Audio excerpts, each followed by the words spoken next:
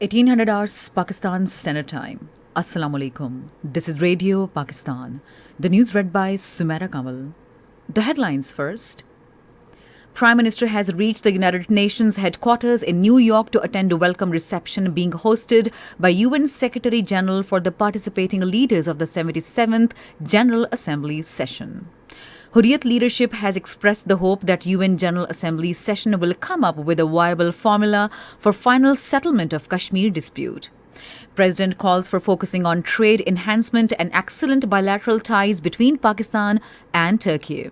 Army Chief has emphasized to enhance mutually beneficial multi-domain relations with the European Union based on common interests. A soldier embraced Shahadat when terrorists from inside Afghanistan across the international border opened fire on Pakistani troops in North Waziristan. Pakistan will take on England in the first T20 international of 7-match series in Karachi today. And now the news in details. On the day of high-level general debate of the 77th session of UN General Assembly, Prime Minister Mohammad Shehbaz Sharif will spend a busy day in New York today. The Prime Minister has reached the UN headquarters to attend a welcome reception hosted by the UN Secretary General Antonio Guterres for the heads of states and governments participating in the 77th session of UN General Assembly. Later on, the Prime Minister will attend the opening of high-level general debate of the 77th session of UN General Assembly in General Assembly Hall. Besides, Shehbaz Sharif will hold bilateral meetings with French President Emmanuel Macron, Austrian Chancellor Karl Nehammer, Spanish President Pedro Sanchez, President Syed Ibrahim Raisi. In the afternoon, the Prime Minister will visit the Times Center for an interview with the New York Times editorial board. In the evening, the Prime Minister will be called on by U.S. Special Envoy for Climate Change, John Kerry. Illegally detained All-Party Hurriyat Conference Chairman Musarrat Alam Butt and other senior leaders have expressed the hope that the United Nations, during its ongoing 77th General Assembly session in New York, will come up with a viable formula for final settlement of disputes like Kashmir to lay a strong foundation for a peaceful world.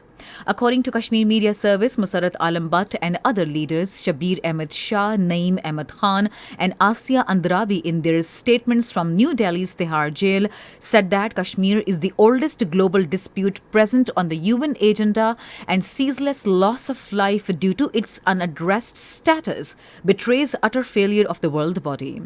Meanwhile, People's Democratic Party President Mehbooba Mufti, reacting to imposition of a ban on dastarbandi across religious places in the occupied territories, said the Bharatiya Janata Party is not ready to stop until it dismantles Kashmir's all religious traditions.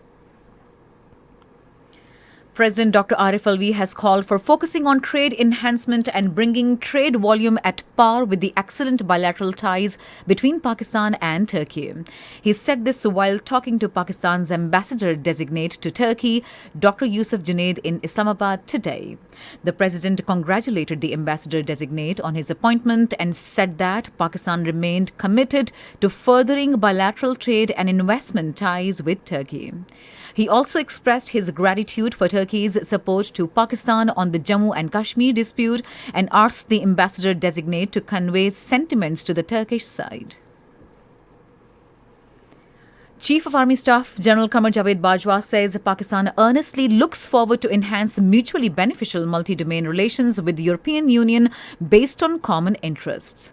He was talking to Ambassador of European Union Dr. Rina Koyonica in Rawalpindi today. During the meeting, matters of mutual interest, regional security situation and bilateral cooperation with the European Union were discussed. They hoped to further increase bilateral engagement. Congratulating the ambassador on assuming her new appointment, Army Chief said Pakistan values its relations with European Union. Speaking on the occasion, the ambassador pledged to play her role for promotion of bilateral relations between Pakistan and European Union. Expressing deep grief over the devastation caused by floods in Pakistan, she extended sincere condolences to the families of the victims. She offered EU's full support to the people of Pakistan and appreciated Pakistan Army's efforts in assisting civil administration in rescue and relief efforts in flood-affected areas. The Army chief thanked the EU's support and reiterated that assistance from global partners will be vital in rescue and rehabilitation of flood-affected people. A soldier embraced martyrdom when terrorists from inside Afghanistan across international border opened fire on Pakistani troops in area of North Waziristan. According to ISPR, Pakistani troops responded in a befitting manner and terrorists suffered heavy casualties. However, during the exchange of fire, Sepoy Nazar Muhammad, having fought gallantly, embraced Shahadat. Pakistan strongly condemns the use of Afghan soil by terrorists for activities against Pakistan and expects that the interim Afghan government will not allow conduct of such activities in the future. The ISPR said Pakistan Army is determined to defend Pakistan's borders against the menace of terrorism, and such sacrifices of our brave soldiers will further strengthen our resolve. This is Radio Pakistan. The federal government has announced to launch Adopt a District program with the cooperation of provincial governments to lend a helping hand to the districts worst affected by the catastrophic flooding. Briefing media in Islamabad today, Minister for Planning and Development Ahsan Iqbal said government is working to establish mobile clinics and maternity hospitals in the affected areas, keeping in view the health needs of women there. The planning minister also appealed the religious scholars to encourage the people in their Friday sermons to extend a helping hand to the flood victims. Speaking on the occasion, Chairman National Disaster Management Authority Lieutenant General Akhtar Nawaz said Pakistan has so far received 115 relief flights from 20 countries. He further said that a complete record of relief goods is being maintained to ensure transparency in their distribution. Coordinator National Flood Response and Coordination Center Major General Mohammad Zafar Iqbal said connectivity with Balochistan has been restored while trains are also plying on ML1. Chairman Senate Mohammad Sadiq Sanjarani has commended the efforts of World Health Organization to protect people from epidemics and diseases in flood-affected areas. During his visit to WHO office in Islamabad today, Sadiq Sanjarani said a special health committee has been established on the request of WHO chief, which would play a key role in providing basic health services to the people of Pakistan, especially in Balochistan. Chairman Senate eulogized Country Director World Health Organization Dr. Pulitha Ganratha Mahipala for his efforts to providing relief to the far-flung areas and underprivileged population of Balochistan. On the occasion, the WHO Country Director welcomed the Chairman's Senate and handed over the necessary medical equipment for the flood-affected districts of Balochistan. Turkish President Recep Tayyip Erdogan says he is working to resolve a hostage crisis between Russia and Ukraine to de-escalate tensions between the two countries. In an interview, Turkish President said he held very extensive discussions with Russian President Putin at a summit in Uzbekistan last week and gained the impression that the Russian president wants a speedy end to the war. The first T20 international match between Pakistan and England is being played at National Stadium, Karachi today. The match will start at 7:30 p.m. Pakistan Standard Time.